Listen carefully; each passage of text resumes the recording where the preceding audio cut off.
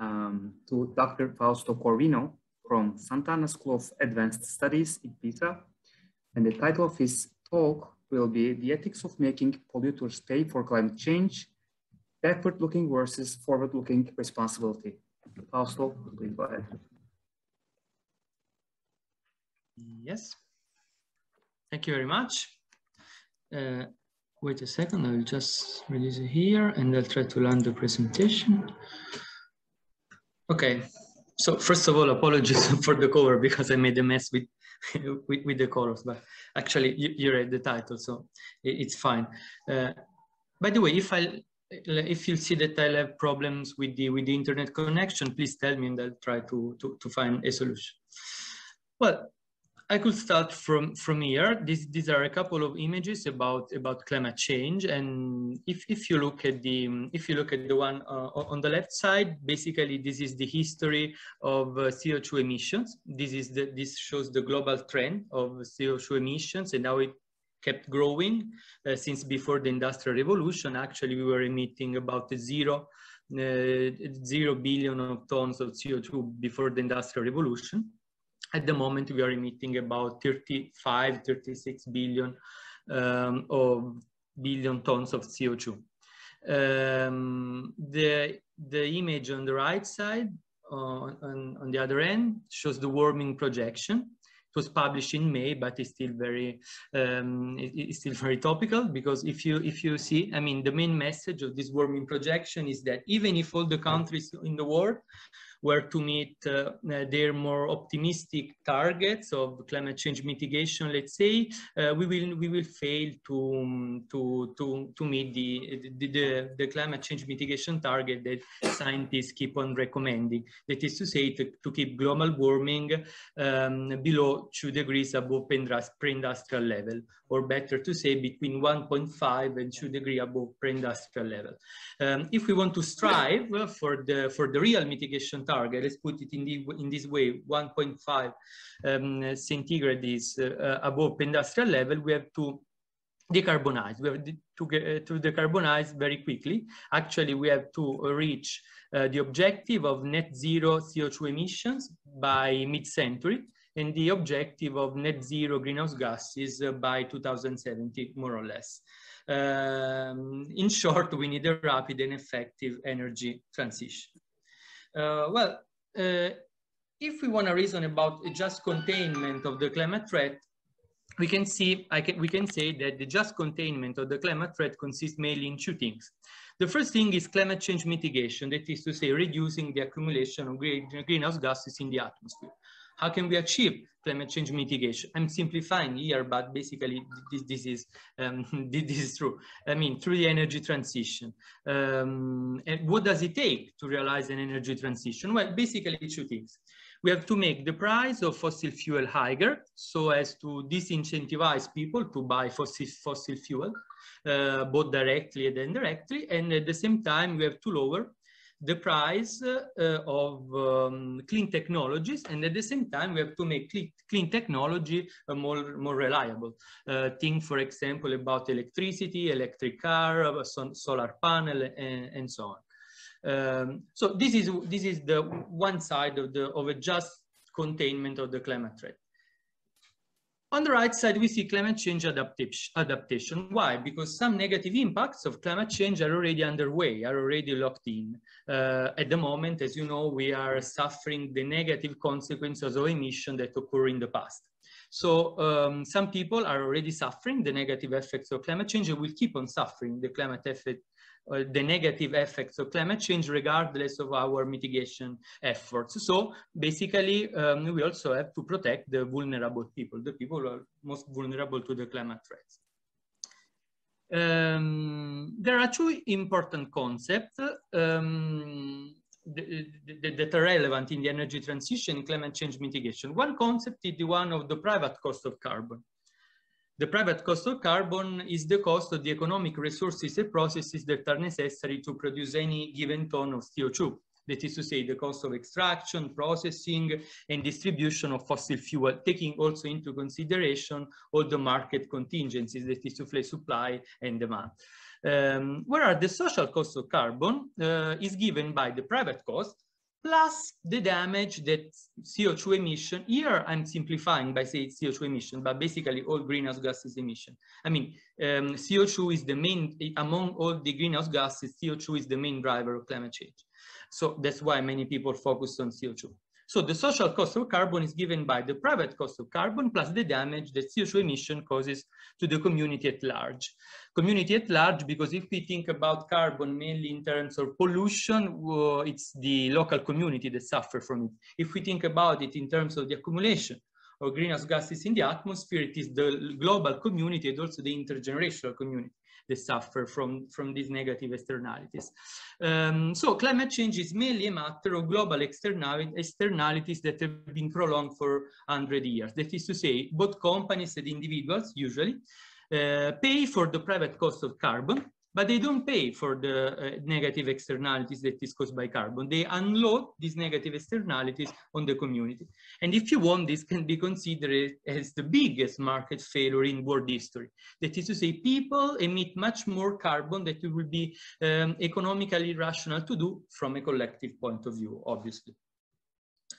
Given this description that I gave of the climate threat in terms of a market failure of negative externalities that are loaded on the community, one basic normative principle that seems to fit perfectly with the climate threat is the polluter pays principle. No, it says actually you broke it, or you can't but keep breaking it, at least in the near future, hence you fix it, or you pay others to fix it. But there are two possible interpretations of the polluter pays principle. And this is also the reason behind the title of this presentation. The forward-looking interpretation of the polluter pays principle says, make everyone who emits greenhouse gases from now on internalize the social cost.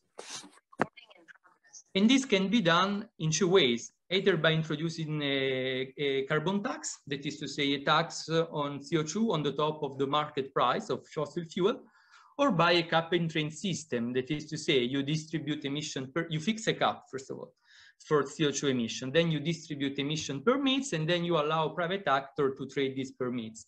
In the end, whoever emits more than the permits she has been given allowed to do, will have to buy more permits. And this is, as a matter of fact, a tax.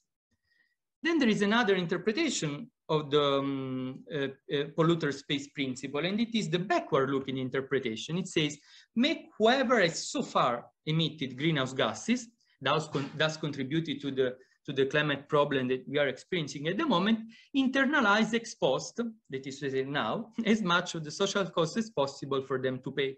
And how can this be done? This can be done by presenting present polluters, actually it would be more correct to say present individuals, regardless of whether they're polluting or not now, presenting them with a bill for the pollution of their ancestors, of the people who lived before them in their community, in their state.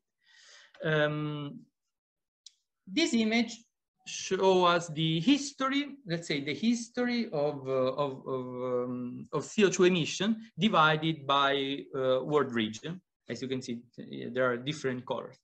The situation that this image gives us is basically that, as you can see, at least until the 1970s, the responsibility for emissions that are causing climate change, that cause climate change, lie almost exclusively with developed countries. It is true that after that day, let's see, starting from the 80s, also developing countries started to emit a lot, at least in absolute terms. And in sometimes, if you look at China and India, also surpassed developed countries. But there are two factors that somehow mitigate the responsibility of developed countries. The first fact is that there are much more people living in developing countries.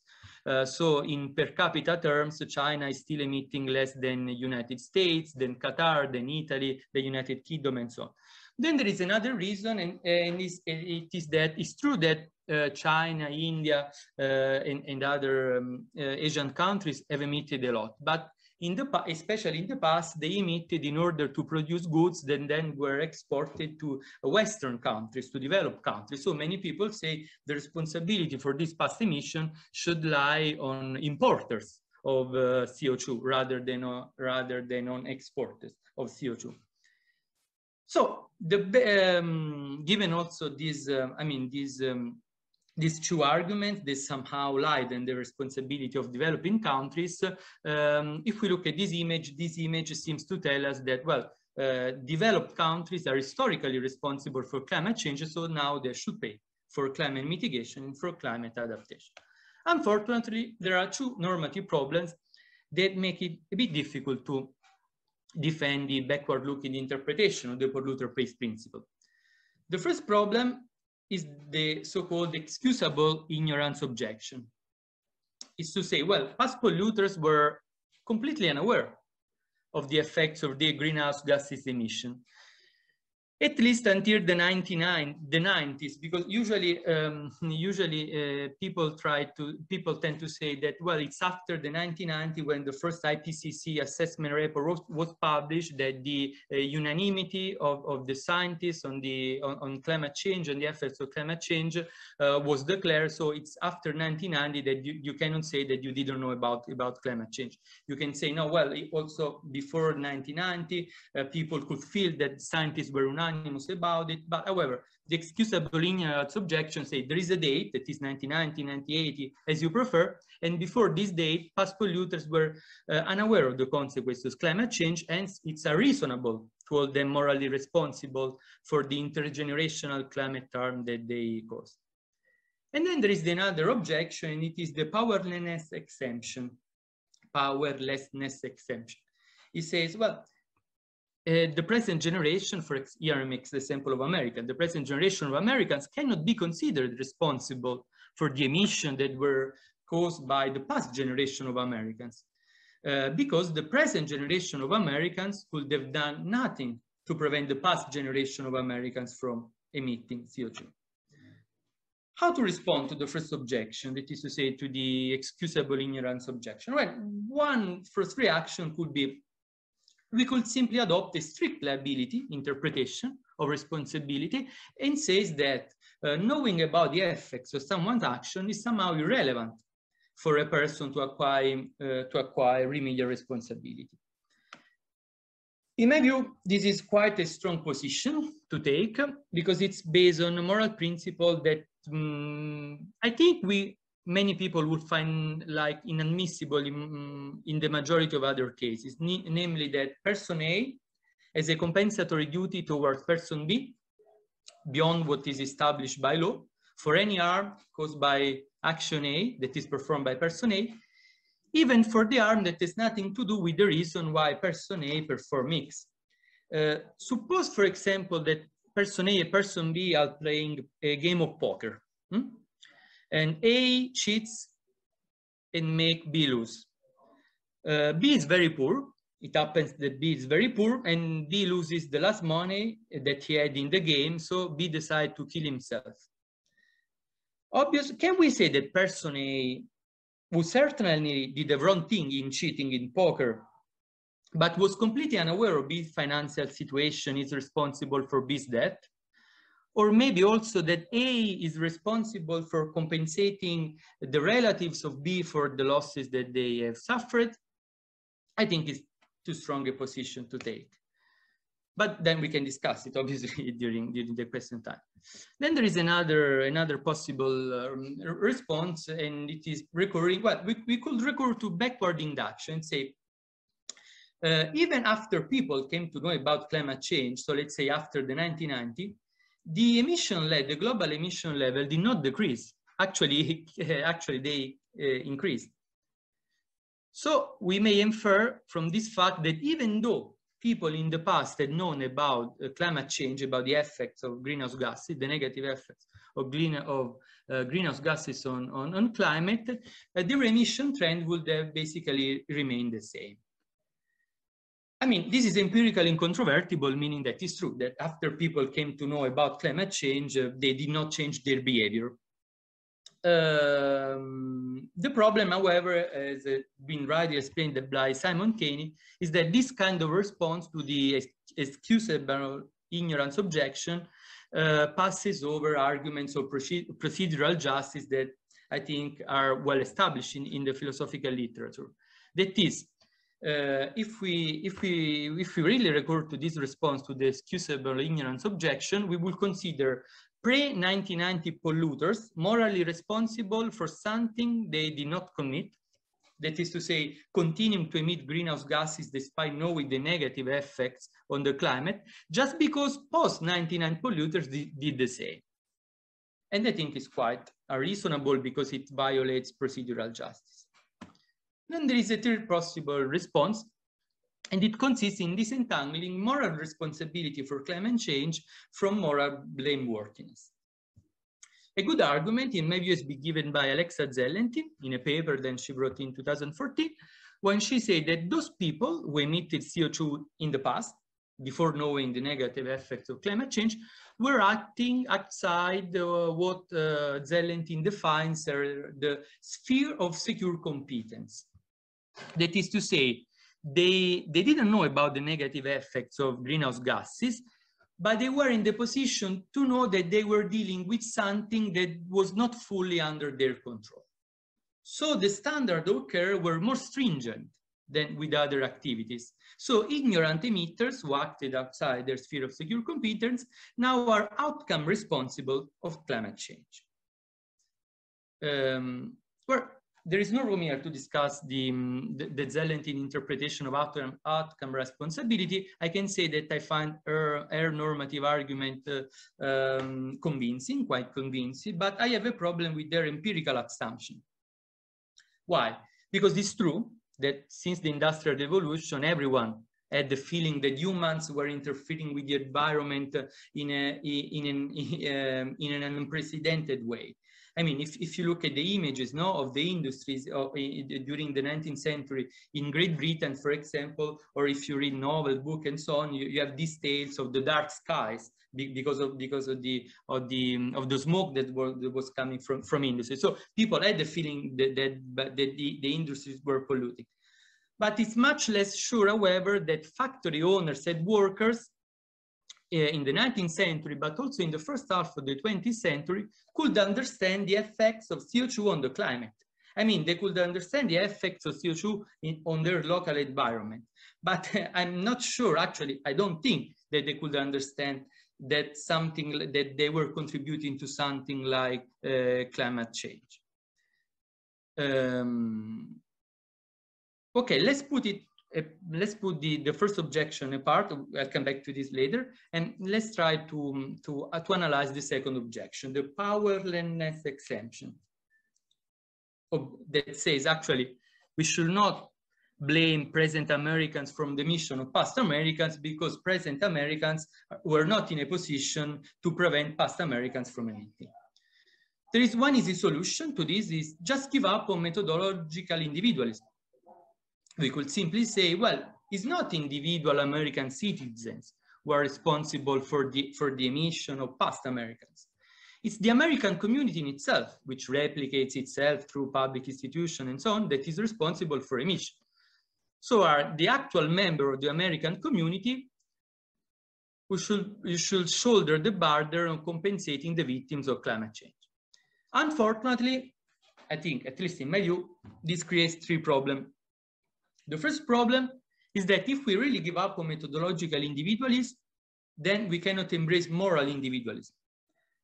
And if we cannot embrace moral individualism, we cannot uphold the cosmopolitan conception of justice. And without the cosmopolitan conception of justice, we cannot fully explain why people living in developed countries should spend part of their money, part of their public revenue in mitigating a phenomenon that at the moment is hitting developing countries for the worst. And then there is also a second problem. Second problem is that we will need to hold that states are moral agents despite change to governments and also to form of governments. Here I make this example. Can we say, for example, that young Russians bear compensatory duties for the harm that was caused by the emission of the USSR? And then there is also a third problem, because even if we lied in our collectivistic position and maintain that states are morally responsible for intergenerational harm only if they possess some specific moral properties, for example, Simon Caney says only if states are democratic, this will not be enough to cover all past emission. Why? Because actually many countries were not fully democratic until the first half or the second half of the last century. Think, for example, when in your country, women, in your country, I mean, not a specific country, in my country, in UK, in France, in Spain, whichever country, when women were allowed to vote. And you should also consider the fact that many Western countries like Italy, Germany, Spain, Portugal underwent some period, let's say some phases in which they were not fully democratic. And this is an obstacle. In my view, neither of the answer to the two objections, the excusable ignorance objection and the powerlessness exemption, to the backward-looking interpretation of the polluter space principle, can allow us to hold that present individuals are morally responsible for all the emissions of their countries in the Industrial Revolution. Nonetheless, there are many philosophers who think that it is the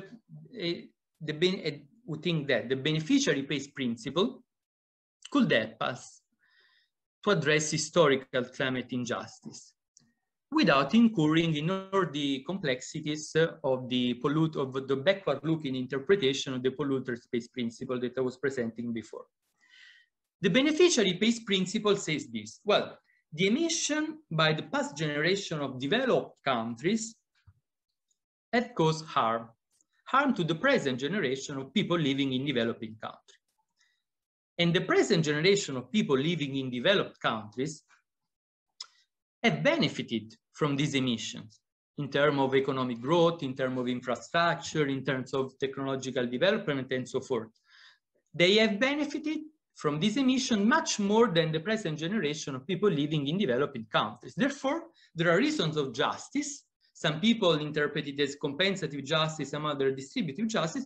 They require a reallocation of resources from the present generation of people living in rich countries toward the present generation of people living in poorer countries, irrespective of the moral blame of the former, and also the transferability of the moral responsibility from past to present generation.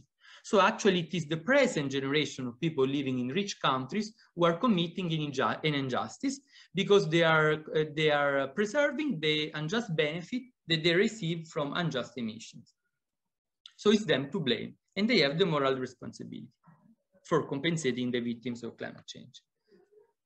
Well, there will be much to say on the ethics, let's say, of the beneficiary space principle. I don't have time here.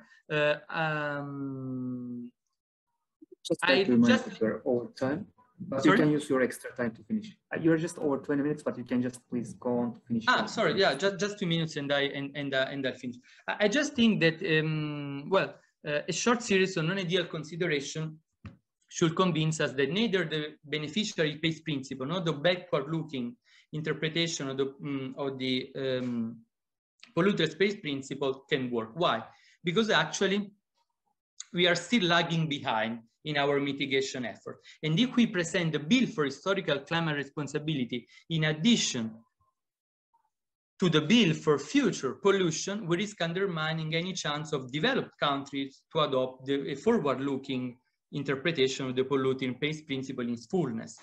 We should take into consideration that the normative objective should be to ensure that the social cost of greenhouse gases is internalized, but at the same time, we should also sustain acceptable level of economic growth. This is both in the interest of more developed and less developed countries. What needs to be done, in my view, at the moment is to ensure that the forward-looking polluter space principle is implemented immediately in most countries in the world, and even more so in those countries that pollute the most today.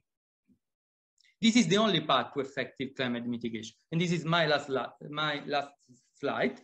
Obviously, if we give up on the backward-looking interpretation, just stick on the forward-looking interpretation of the polluter space principle, this does not mean that we give up on developing countries.